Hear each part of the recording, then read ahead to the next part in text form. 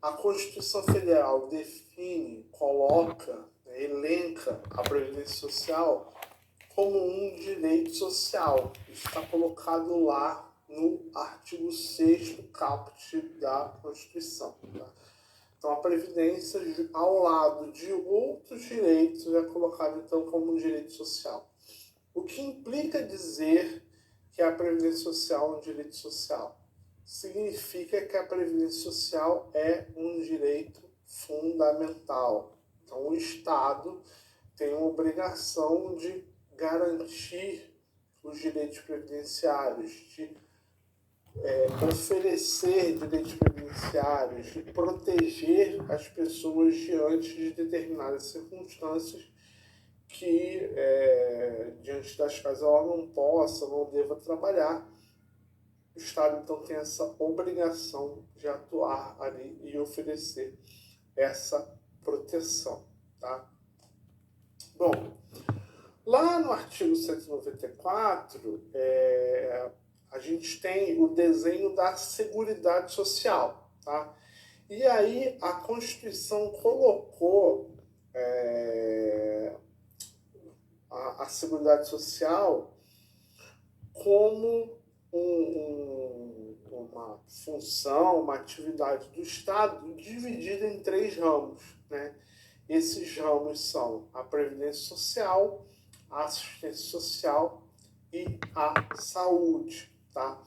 Esses ramos, eles são interdependentes, indivisíveis, né? Estão conectados, se relacionam, se complementam, a interseção entre um e outro, né?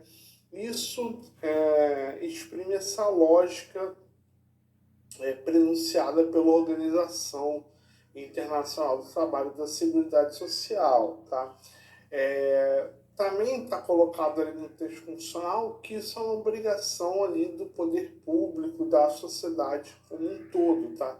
Ou seja, né, não cabe apenas ao Estado garantir os direitos relacionados à previdência, assistência social e à saúde. Tá? E o que vai diferenciar, então, previdência social, assistência social e saúde? Tá? Bom, a previdência social, a gente vai já se debruçar um pouco melhor mais à frente, ela tem um caráter mais contributivo, né? Mais compulsório, como a gente viu na aula sobre o histórico da Previdência. Né? A gente falou lá do modelo bismarckiano. Esse modelo bismarckiano, ele orienta a Previdência Social brasileira. Então, a Previdência Social brasileira, ela é contributiva, ou seja, né, para você fazer jus aos direitos previdenciários, você precisa contribuir. E ela é compulsória, ou seja, a lei define, né, quem são os segurados, quem são as pessoas que devem participar ali da Previdência, e esses segurados, né, ou os seus empregadores, precisam então contribuir ali pelo sistema, ainda que não o desejem, ainda que não o queiram fazer, tá? Mas se está colocado na lei, você tem que fazer. A assistência social, a lei já fala que ela é oferecida a quem precisa, né? Então, essa característica da contributividade desaparece, tá? Então, a assistência social, ela é oferecida a quem precisa, né? E o alvo dela já é atuar mais para acabar com a miséria, com a pobreza, né? Já tem uma medida mais, digamos assim, repressiva, né? A Previdência Social teria um caráter mais preventivo, a Assistência Social teria um caráter mais repressivo, né? De desfazer essas situações que já colocam as pessoas em condições de pobreza e de miserabilidade. E a saúde, ela, como o próprio nome sugere, né, está relacionada a medidas sanitárias, então, hospital, vigilância sanitária, enfim, tudo que está relacionado à saúde, e ela tem como grande característica a gratuidade, né? Então a saúde, ela é, no Brasil, né, pela opção que o Constituinte fez, ela é garantida para qualquer pessoa, inclusive para quem está aqui passeando de férias e tal, que se sofrer um acidente vai poder ir no hospital, vai ser atendido gratuitamente, ainda que não tenha maiores vínculos com o Estado brasileiro, só esteja aqui de férias, tá? Bom, gente, quais são os princípios, então, que orientam a Seguridade Social brasileira, tá? O princípio que eu acho mais relevante é o princípio da solidariedade, tá?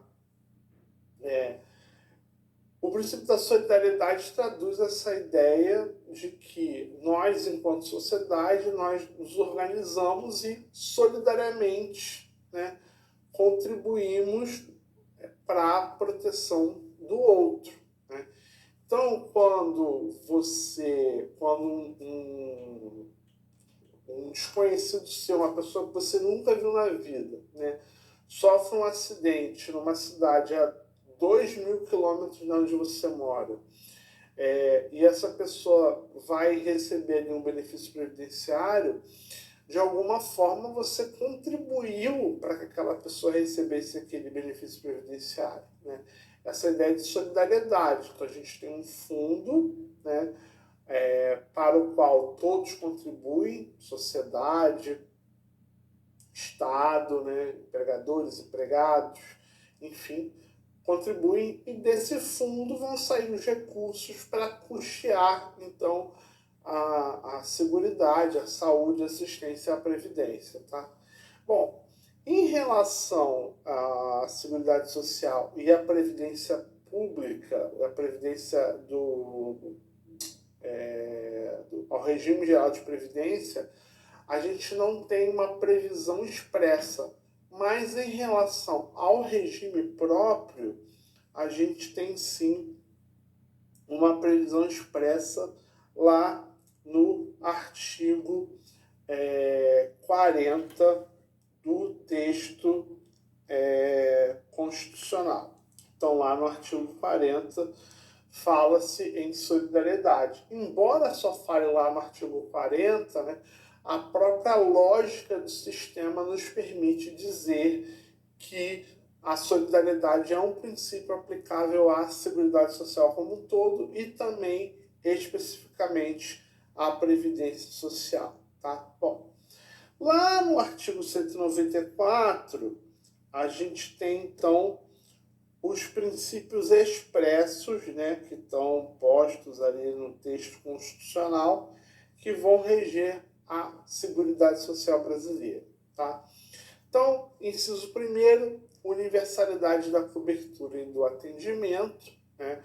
Então, a ideia é que o Estado brasileiro, que a Seguridade Social cubra o maior número de pessoas, atenda o maior número de pessoas, tá?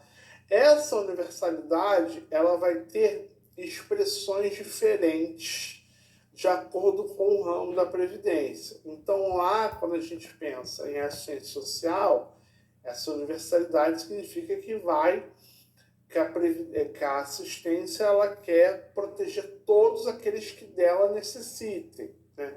A Previdência significa que qualquer pessoa pode, né, ser protegida pela Previdência se encaixar numa situação ali em que a Previdência a considere como segurada ou como dependente, tá? Mas a ideia é que haja sempre, então, o maior número de pessoas sendo protegidas, sendo atendidas, tá? Inciso segundo, uniformidade e equivalência dos benefícios e serviços às populações urbanas e rurais.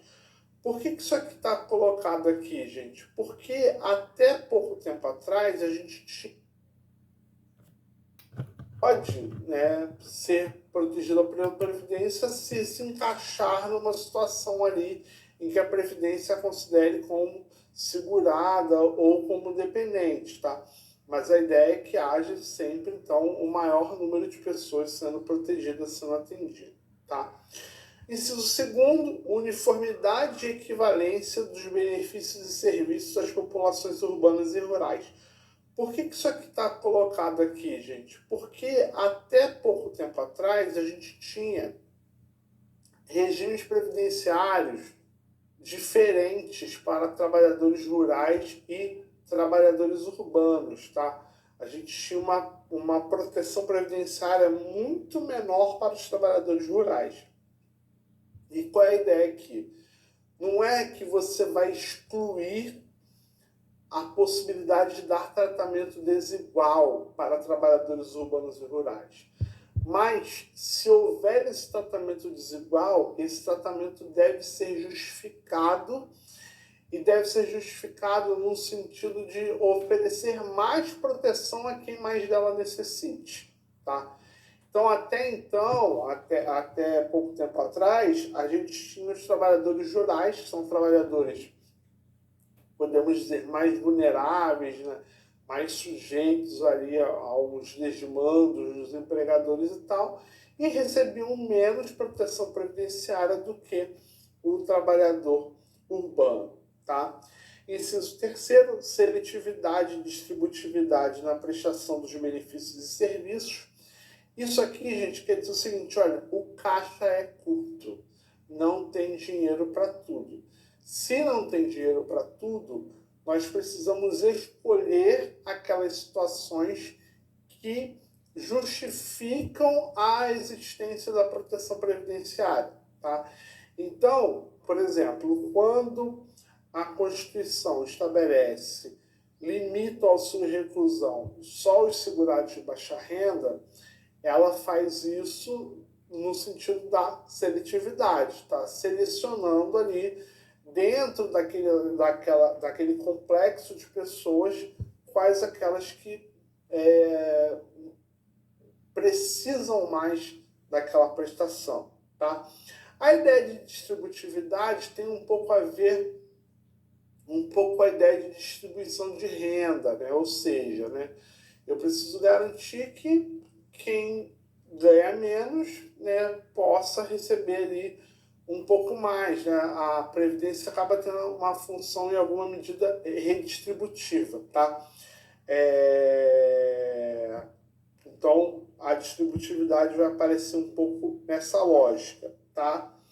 Inciso quarto, irredutibilidade do valor dos benefícios, tá? Veja bem que quando eu falo em seguridade, tá? A Constituição não fala em valor real, tá? Quando a gente fala de seguridade, a Constituição não fala em valor real, tá? A irredutibilidade do valor dos benefícios, ela é nominal, tá? Ou seja, não há uma necessidade de se atualizar o valor dos benefícios todo ano pela inflação, tá?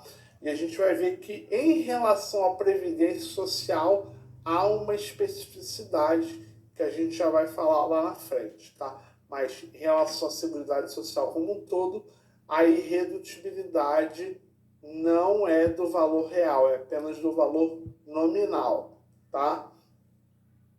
Quinto, equidade na forma de participação no custeio. A ideia aqui é que quem ganha mais, contribui mais. Quem ganha menos, contribui menos, tá? Ou seja, se você, por exemplo, é uma grande empresa, espera-se que a sua grande empresa contribua mais para a Previdência do que uma pessoa que tem uma lojinha de bairro, né? Se você é um segurado, espera-se, se você tem um salário de 10 mil reais, que você contribua mais do que alguém que tem um salário de 2 mil reais, porque você tem mais capacidade contributiva. Então, a ideia aqui é fazer justiça na hora de distribuir os custos da Previdência, tá? Inciso sexto, diversidade da base de financiamento, identificando-se em rubricas contábeis específicas para cada área, receitas e despesas vinculadas a ações de saúde, previdência e assistência social, preservado o caráter contributivo da Previdência. Gente, qual é a lógica aqui? A gente precisa ter múltiplas fontes de financiamento da Previdência, porque muitas vezes a redução dos recursos em razão de alguma situação excepcional. Tá? Vamos pensar, a nossa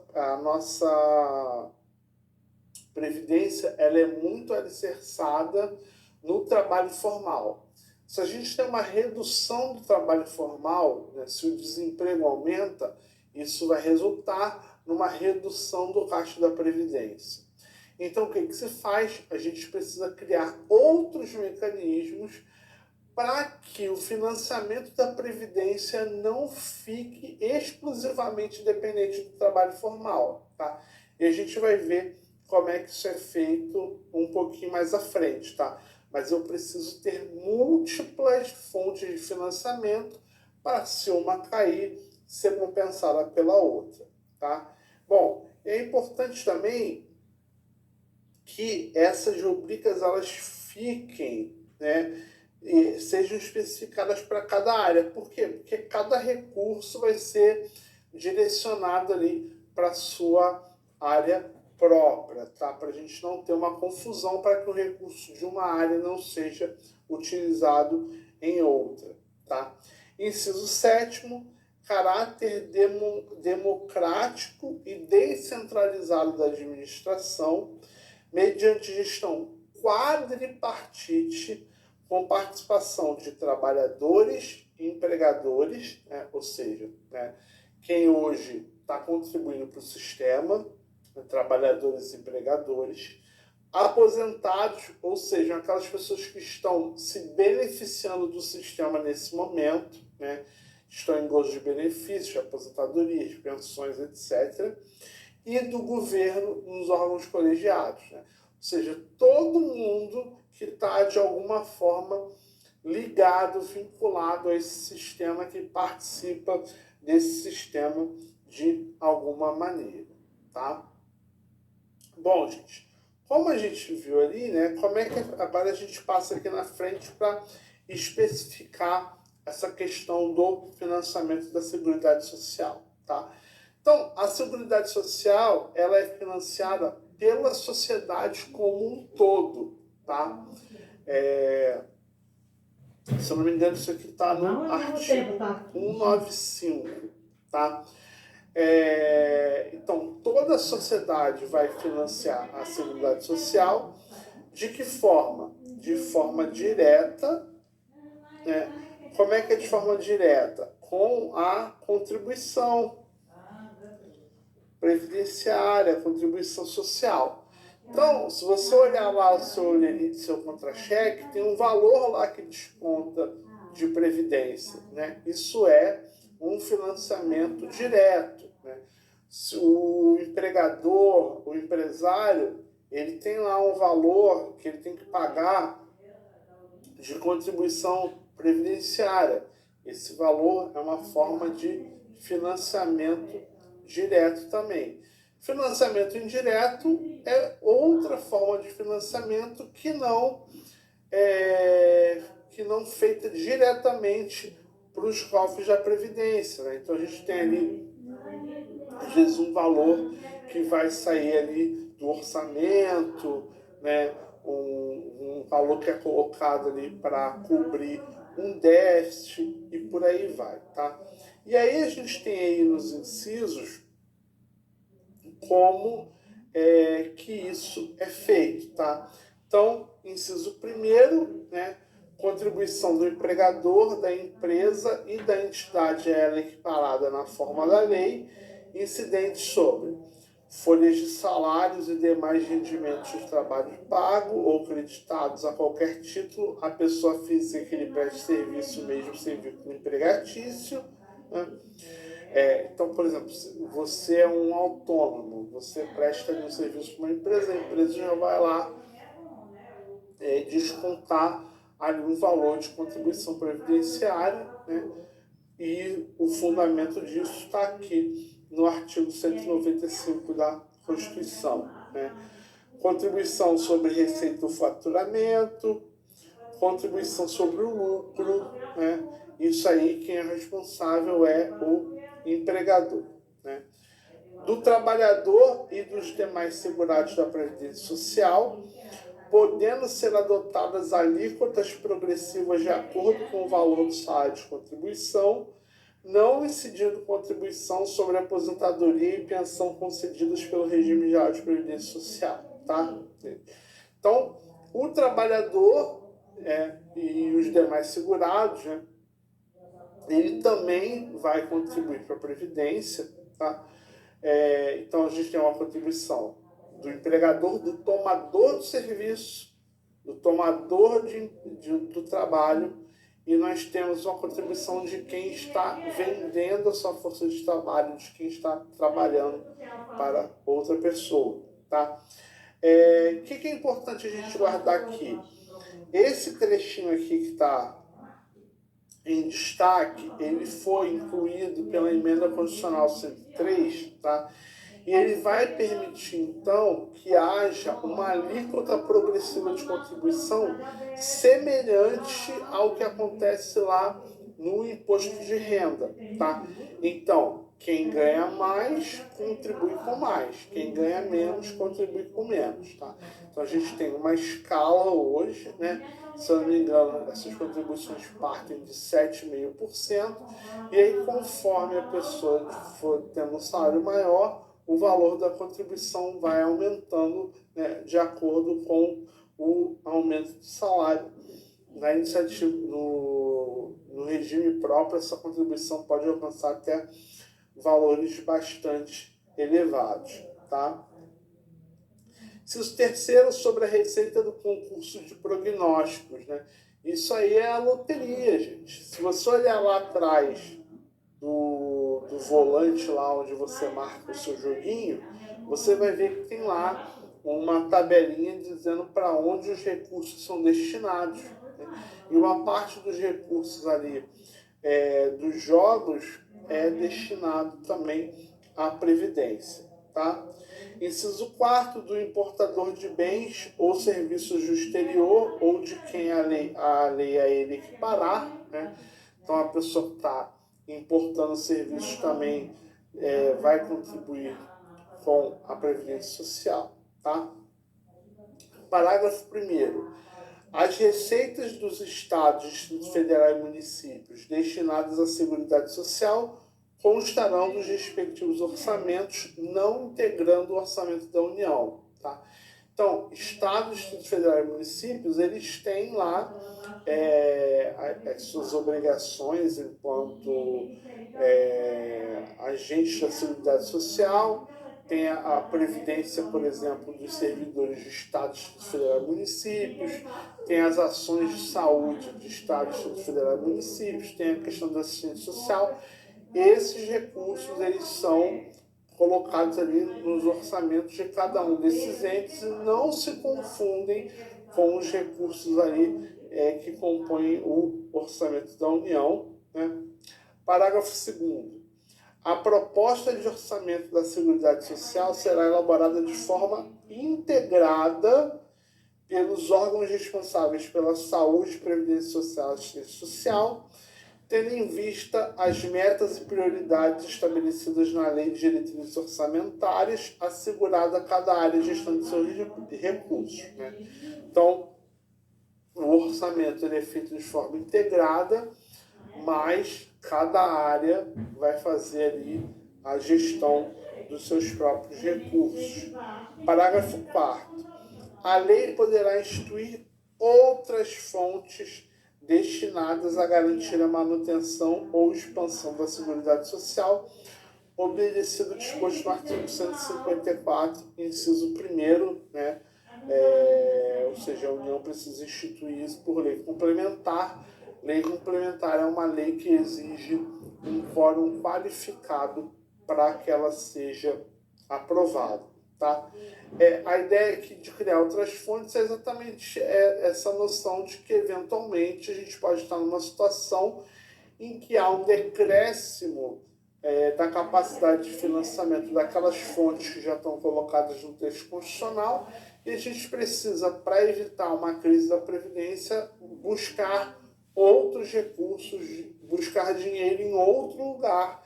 E aí a Constituição já prevê essa possibilidade aí no parágrafo 4º, tá?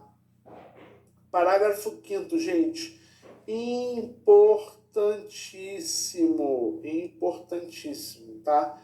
Nenhum benefício ou serviço da Seguridade Social pode ser criado, majorado ou estendido sem fonte de custeio total. Ou seja, para que o governo crie, né, se o Congresso decide, por exemplo, aumentar o valor da pensão, aumentar o valor da aposentadoria, criar um benefício novo que não existe, ele precisa dizer da onde esse dinheiro vai sair, tá? Sob pena de inconstitucionalidade. Se não falar da onde esse dinheiro vai sair, aquilo será inconstitucional. Ah, mas vai melhorar a vida do trabalhador, vai ser melhor para as pessoas.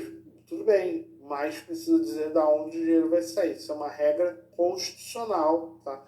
Gostemos ou não da existência dela, ela está no texto constitucional e ela precisa ser observada. E o Supremo Tribunal Federal, já houve casos em que o Supremo julgou determinadas situações inconstitucionais por conta da não observância aqui do parágrafo 5º, tá?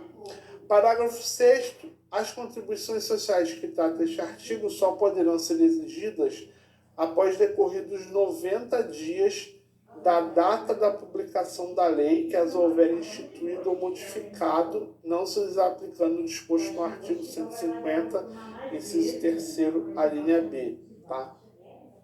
Esse 150, inciso 3º, a linha B, fala do princípio da anualidade, tá? Então, quando o governo vai criar ou majorar um determinado tributo, em regra, ele só pode cobrar essa majoração, esse tributo novo criado, no ano seguinte, né?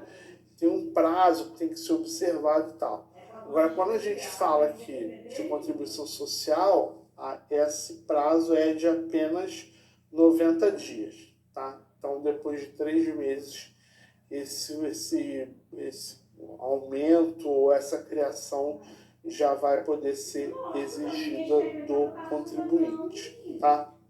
Parágrafo 8º, produtor, parceiro, meeiro, arrendatário rurais, o pescador artesanal, bem como os respectivos cônjuges que exerçam suas atividades em regime de economia familiar, sem empregados permanentes, contribuirão para a Seguridade Social mediante a aplicação de uma alíquota sobre o resultado da comercialização da produção e farão jus aos benefícios dos termos da lei, tá?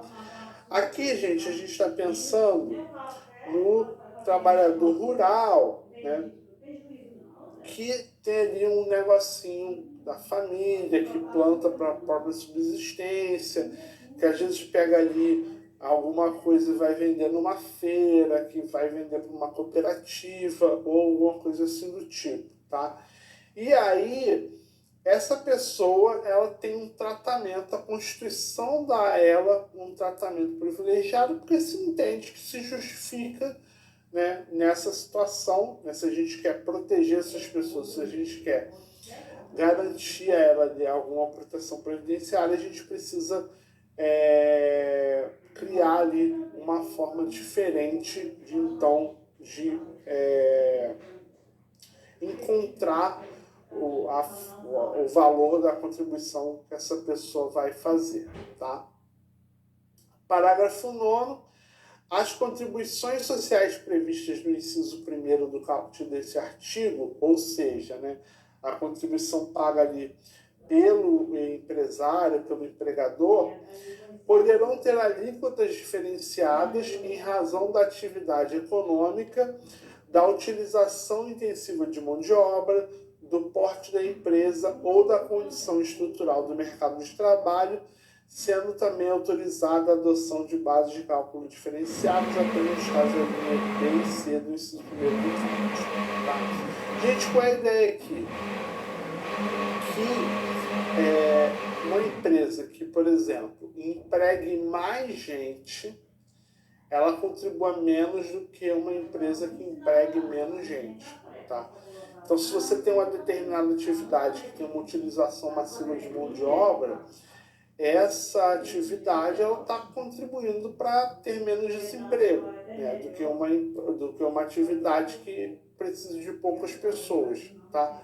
Então, ou se você tem, por exemplo, uma empresa que ela a atividade daquela empresa gera mais acidentes de trabalho do que o de uma outra empresa. Espera-se então que essa empresa onde ocorrem mais acidentes de trabalho tenha uma contribuição maior do que uma empresa onde não ocorrem tantos acidentes de trabalho, tá? Isso aí o parágrafo 9 então vai autorizar essas alíquotas diferenciadas dependendo do tipo de atividade que é ali exercida, tá? Parágrafo 14. O segurado somente terá reconhecido como tempo de contribuição ao regime geral de previdência social a competência cuja contribuição seja igual ou superior à contribuição mínima mensal exigida para a sua categoria, assegurado o agrupamento de contribuições. Gente, isso aqui foi introduzido pela reforma da Previdência de 2019, tá? O que isso significa? Tá? Vou dar um exemplo aqui. Um trabalhador, ele não tem um contrato de emprego de tempo integral. E aí ele tem um trabalho de meio período e ele ganha meio salário mínimo. Tá? Então o que vai acontecer? Esse empregado que, vamos supor aqui, em janeiro, ele ganhou meio salário mínimo. Em fevereiro, ele ganhou meio salário mínimo. Em março, ele ganhou um salário mínimo. Aqui a gente tem 3 meses de trabalho, mas o que vai acontecer? Como aqui em janeiro ele contribuiu sobre menos de um salário mínimo, em fevereiro ele contribuiu sobre menos de um salário mínimo, esses 2 meses aqui, eles não podem ser considerados isoladamente, tá? Então a gente vai ver lá na frente que tem uma forma de agrupamento dessas contribuições, né? Então, ele vai somar aqui janeiro com fevereiro, e aí, ao invés de ter 3 meses de contribuição, ele vai ter só 2 meses de contribuição, tá? Por força dessa regra colocada aqui no parágrafo 14, tá? Então, para que um determinado mês seja contabilizado como tempo de contribuição, é preciso que o segurado tenha contribuído pelo menos sobre o valor mínimo, salário mínimo ou o valor mínimo da categoria a qual ele pertence, tá? Bom, gente, aí a gente chega lá no 201, que é específico da Previdência Social, tá? Então a gente falou do 194, que fala da Seguridade Social como um todo, falamos do 195, que fala do financiamento, e a gente chega agora no 201, e aqui no 201 a gente está falando especificamente da Previdência Social, né? Enquanto um ramo, um braço da Seguridade Social, tá? O que diz lá o artigo 201? Né? Que a Previdência ela tem que se organizar em um regime geral, né? Então a gente até chama, vocês vão ver muito por aí essa expressão RGPS, Regime Geral de Previdência Social, né?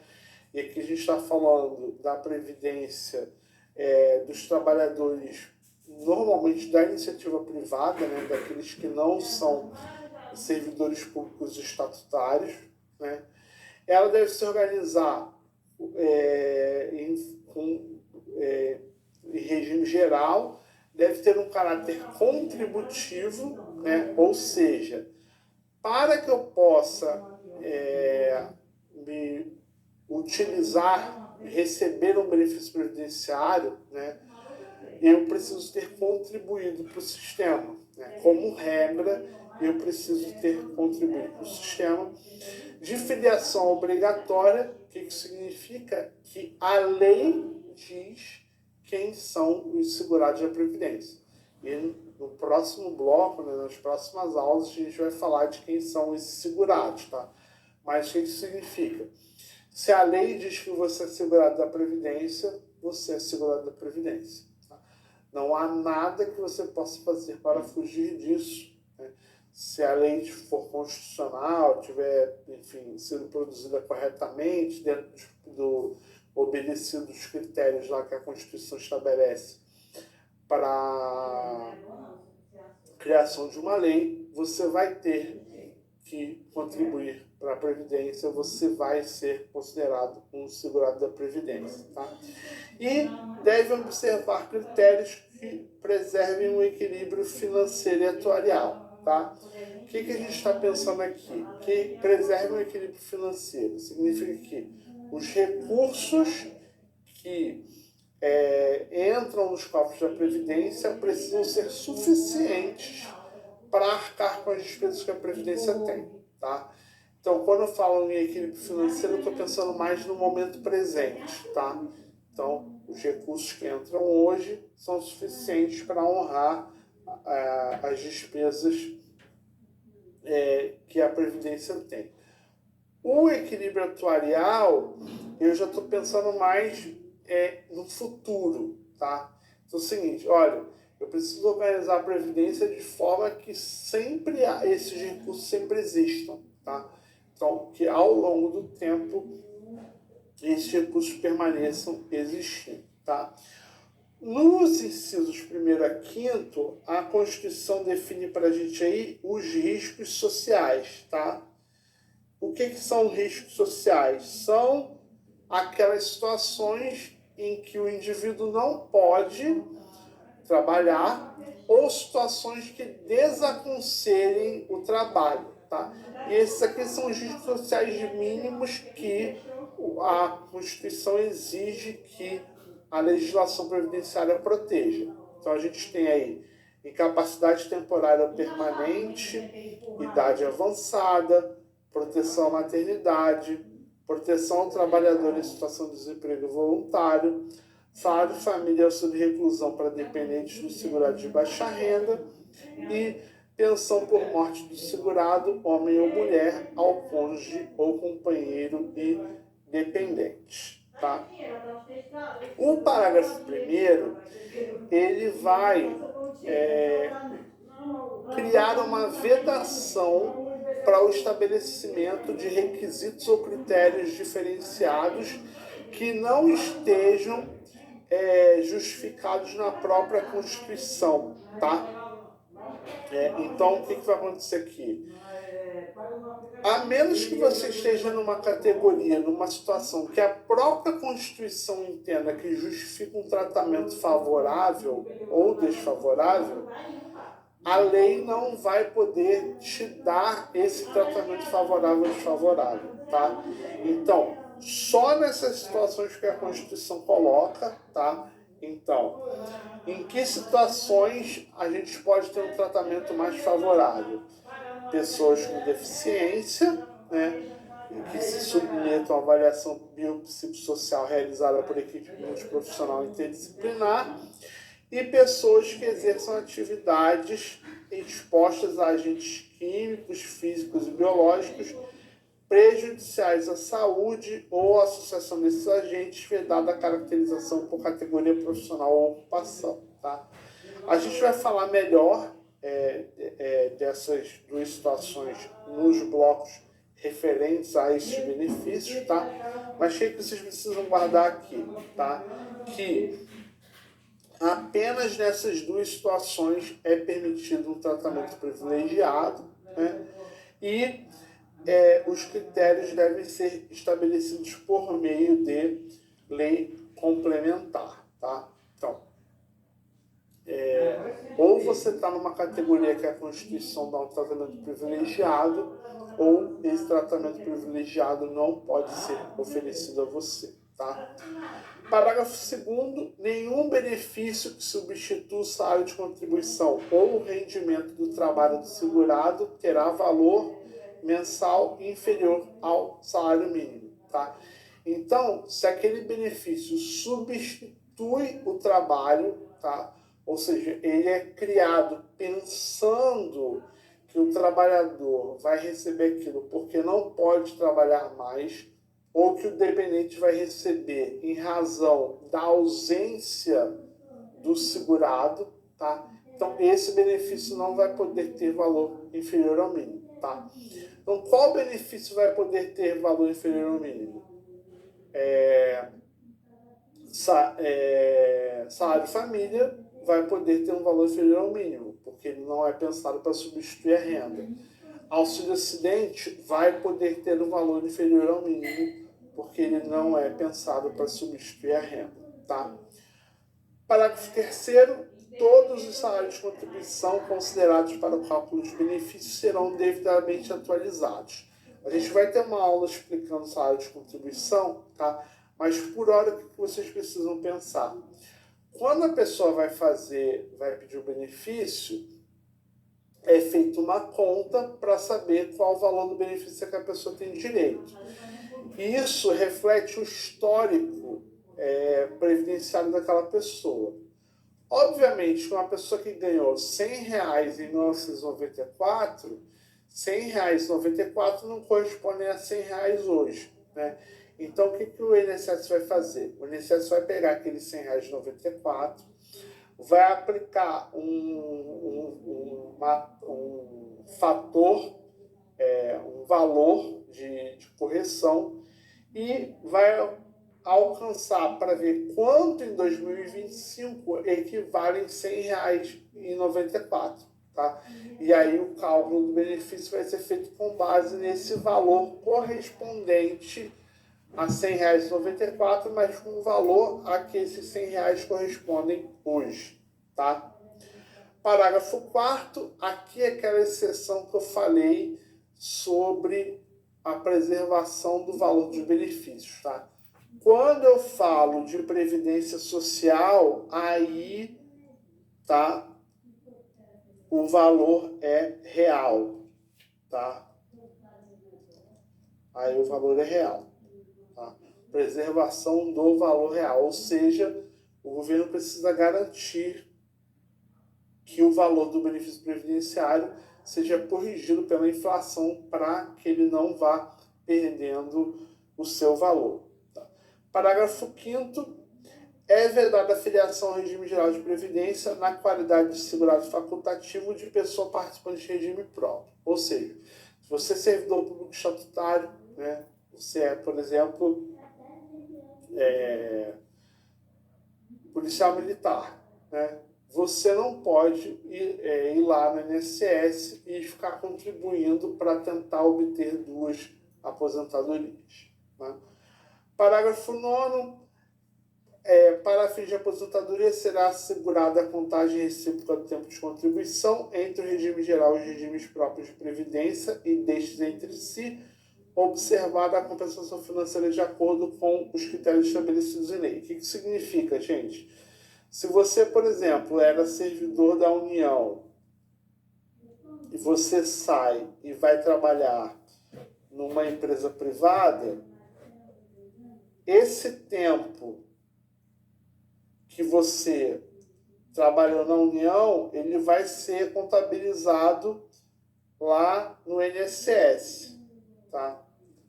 Para você poder se aposentar. E aí o INSS e a União vão fazer esse acerto de contas no valor das contribuições, tá? E vice-versa também. Se você trabalhou na empresa privada e se torna servidor público, né, esse tempo que você contribui para o INSS vai contar lá para você se aposentar como servidor estatutário. Parágrafo 12 vai estabelecer aí a possibilidade de você criar sistemas de inclusão previdenciária para atender trabalhadores de baixa renda, tá? Então, a gente tem situações que justificam um tratamento especial, tá? Para quem esteja em situação de baixa renda, informalidade e pessoas que estejam no trabalho doméstico, tá? E, nesse caso, a gente tem um benefício de um salário mínimo, tá? A gente pode pensar aí, por exemplo, no MEI. O MEI é uma expressão aqui do parágrafo 12, tá? Parágrafo 14 é vedada a contagem de tempo de contribuição fictício para efeito de concessão dos benefícios previdenciários e de contagem recíproca. Gente, o que é isso? A lei não quer que você crie tempos inexistentes de trabalho para contar, né? Antigamente havia essa possibilidade, às vezes, de você, porque você exerceu uma atividade tal, e aí você contava mais 40%, ou se você não gozava um período de férias, esse período de férias contava em dobro depois, coisas desse tipo a Constituição não mais autoriza, tá? Então, para você contar o tempo de contribuição, você tem que ter efetivamente trabalhado, tá? Efetivamente trabalhado, que eu digo assim, a existência do vínculo. Não quer dizer que você não vai contar o seu período de férias, tá? O que você não vai contar são esses períodos criados fantasiosamente, ficticiamente, só para esse tipo de função, tá? E lei complementar estabelecerá vedações, regras e condições para acumulação de benefícios previdenciários, tá?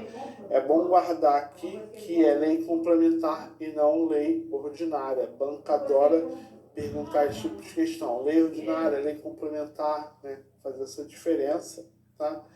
E para a gente fechar e já chegar nas questões, artigo 202 fala aí na Previdência Complementar, né?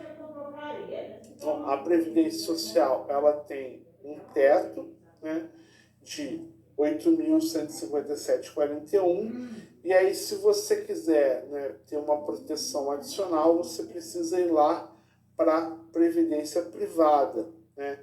Então, 202, o regime de previdência privada de caráter complementar e organizado de forma autônoma em relação ao regime geral de previdência social será facultativo, ou seja, ninguém é obrigado, né, diferente da previdência do regime geral, baseado na constituição de reservas que garantam o benefício contratado, ou seja, que a ideia é que o fundo vá se acumulando para que lá na frente os recursos sejam obtidos e regulado por lei complementar, tá?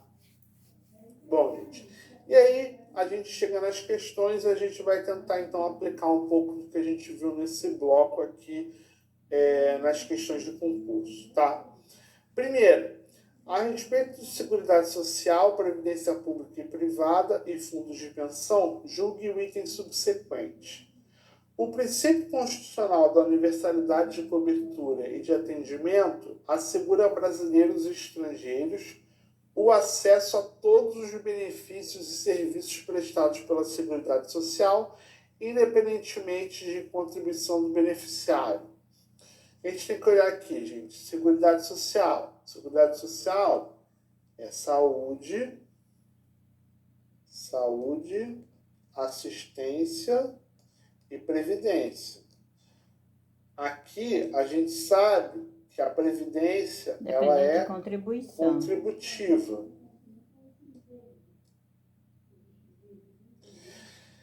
Se a assistência é contributiva, então nem todos os benefícios e serviços independem de contribuição. Então, nosso gabarito é errado, né? Segunda questão. Acerca do auxílio reclusão e do custeio da Seguridade Social, julgue o item que se segue. O princípio da equidade não proíbe que a alíquota de contribuição devida pelo empregador para o custeio da Seguridade Social seja superior à alíquota aplicável ao seu empregado, né? O que diz o princípio da equidade, né? Equidade diz que tem que haver justiça, né? Então, quem ganha mais tem que contribuir mais. Como regra, o empregador ganha mais do que o empregado, né? Se o empregador ganha mais do que o empregado, significa que a alíquota devida pelo empregador deveria ser maior do que a alíquota do empregado, né? Então, a gente não vai encontrar essa proibição aqui no princípio da equidade, de modo que o enunciado está correto, né? Mais uma questãozinha. As irmãs Sandra e Georgia trabalham para o mesmo empregador localizado no bairro Lago Azul, Manaus. Sandra recebe um salário mínimo mensal e Georgia, por ocupar cargo mais especializado, recebe 3 salários mínimos por mês. Ambas as irmãs possuem filhos, sendo que o de Sandra tem 2 anos de idade e de Georgia 5 anos. Sandra recebe salário família, mas Georgia não recebe. O princípio constitucional previdenciário que justifica a diferença de tratamento entre as irmãs é a equidade na forma de participação no custeio. Não estamos falando de custeio, tá? Porque aqui a gente está falando de um benefício que está sendo recebido, né? Custeio é quando a gente está falando de pagamento, né? De contribuição para a Previdência, né? Então aqui a gente já exclui A, né? Vou pular B, vamos para C. Irredutibilidade do valor dos benefícios. Não tem nada a ver com enunciado. Irredutibilidade fala do valor do benefício. Aqui a gente está falando de uma situação em que uma está recebendo e outras não, e outra não, né? Então a gente também pode excluir. D. Uniformidade e equivalência dos benefícios e serviços às populações urbanas e rurais. Também não se aplica, que a gente está numa situação de 2 irmãs que moram até no mesmo bairro, mesmo empregador, né? Tudo igual, né? E caráter democrático descentralizado da gestão. A gente também não está falando de gestão aqui, né? Então, por exclusão, já nos sobraria a B, né? Mas a gente também pode ver o quê? A B fala de seletividade e distributividade, ou seja, exatamente nessa ideia de selecionar quem vai receber aquele benefício, né? Ou seja, quem recebe mais talvez não precise daquela quantia, então nosso gabarito é letra D, né? Mais uma questãozinha. São princípios e objetivos da Seguridade Social, exceto A. Irredutibilidade do valor dos benefícios. B. Equidade na forma de participação no custeio. C. Gestão administrativa bipartite. D. Seletividade e distributividade na prestação dos benefícios e serviços. E. Universalidade de cobertura e atendimento. Gente, numa primeira leitura, a gente olha para isso aqui e a gente vê que vai ser no detalhe aí que a gente vai encontrar qual é a questão, tá? Então, primeiro que a gente tem que olhar, exceto, né? Ou seja, né? Tem 4 corretas e tem uma incorreta, né? Numa primeira batida, a gente olha assim, parece que tá tudo ok, né? Por quê? Porque a pegadinha tá aqui, ó, gente, ó. Aqui, no bi, né? Então, às vezes, numa leitura apressada, você vai olhar para essa questão e vai ter dificuldade para encontrar onde está o erro. Por quê? Porque não é bipartite, é quadripartite, né? Todo mundo que participa dessa relação previdenciária. Empregador e empregado, aposentados e governo, tá? Quadripartite, né? Então, nosso gabarito é C, né? MP trabalhou por 30 anos como empregado do time do Boas Novas e por mais 5 anos como MEIBER, fazendo mais de 35 anos de tempo de contribuição. No dia 25 de dezembro foi a óbito devido a um acidente de moto, não deixando dependente de nenhuma classe. MP não poderá fluir por si ou por dependentes de benefícios previdenciários decorrentes de suas contribuições, nem caberá restituição desses valores eventuais herdeiros. Tá? Que benefício é esse? Tá? Que princípio é esse? Universalidade da cobertura? Não, aqui a gente não está falando de universalidade, né? Universalidade é aquela ideia de que quanto mais gente se beneficiar, melhor. Seletividade e distributividade? Também não, porque a gente também não está discutindo aqui uma limitação no benefício em razão da necessidade, né? Caráter democrático da gestão? Também não. A gente também não está falando de gestão da Previdência, tá? A ideia aqui que vai aparecer é exatamente a ideia de solidariedade. Por quê? Porque o MP, ele contribuiu a vida inteira e ele não usufruiu em nenhum momento, tá? Ele diretamente, pessoalmente, não usufruiu. Ele usufruiu indiretamente como sociedade, tá? Quando você vê pessoas não caindo em situação de pobreza e miserabilidade porque conseguiram acessar o benefício previdenciário, você se beneficia indiretamente, né? Mas ele diretamente não se beneficiou, ou seja, ele só contribuiu para o benefício de outrem, tá? Ele foi solidário, ainda que uma solidariedade legal obrigatória decorrente de lei, tá?